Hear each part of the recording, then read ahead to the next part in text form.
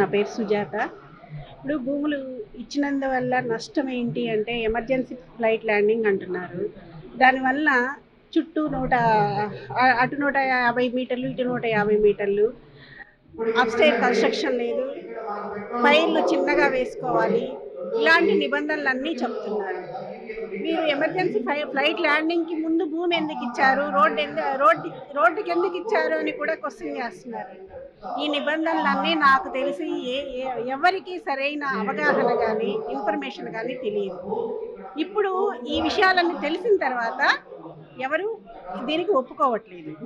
ఎందుకనంటే రోడ్డు వేయడం వల్ల అభివృద్ధి ఎంత జరిగిందో ఎమర్జెన్సీ ఫ్లైట్ ల్యాండింగ్ వల్ల పూర్తిగా నష్టపోతాం. పూర్తిగా నాశనం. మీరు ఎంత అభివృద్ధి జరిగిందో అంతకన్నా ఎక్కువగా నష్టపోతాం.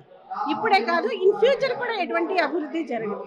ఎమర్జెన్సీ ఫ్లైట్ ల్యాండింగ్ అనేది జనావాసాల మధ్య జరుగుతుంది.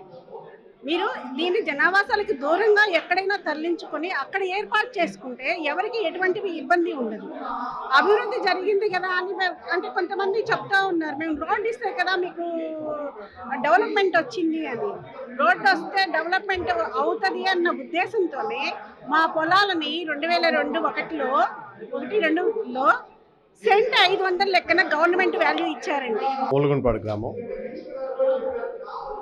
ఈ మొట్టమొదటి నుంచి ఒక స్థానికంగా ఒక అవగాహనతో గ్రామస్తులతో ఉంటాను నేను. ఈ 108 సంబంధించి రిజిస్ట్రేషన్లు కూడా మూలగుండపాడులో ఆగిపోతే అది ప్రభుత్వం తప్పిదేమో. అయినను నేను సంవత్సరం పాటు అధికారులతో తిరిగి నాయకుల ద్వారా తిరిగి నాయకుల దగ్గరికి వెళ్ళి అందరి సహకారంతో సాధించాము.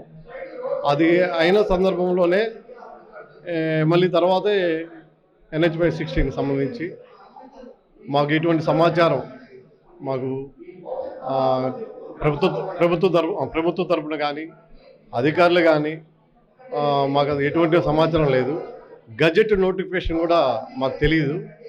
మేము ఒకరోజు ఒంగోలు ఈ రిజిస్ట్రేషన్ పని మీద వెళ్తూ ఉంటే అమ్మవారి పోలేరమ్మ గుడికి దండం పెట్టుకుని వెళ్దామని చెప్పి వెళ్తూ ఉన్నాము. వెళ్ళేటప్పుడు హైవే వాళ్ళు వచ్చేసి మార్కింగ్ చేస్తూ ఉన్నారు. ఎందుకు మార్కింగ్ చేస్తున్నారు అంటే ఈ గుడి ఇంత క్లోజ్ అయిపోద్దండి, రోడ్డు హైవే ఎక్సెస్లో భాగంగా సర్వీస్ రోడ్డు వచ్చేస్తుంది, గుడి ఇక్కడ ఉండదని చెప్పారు. Local to global news at your finger tips. మీ చేతిలో ఒక ఆయుధం. Download R TV app. Media legend Ravi Prakash is back.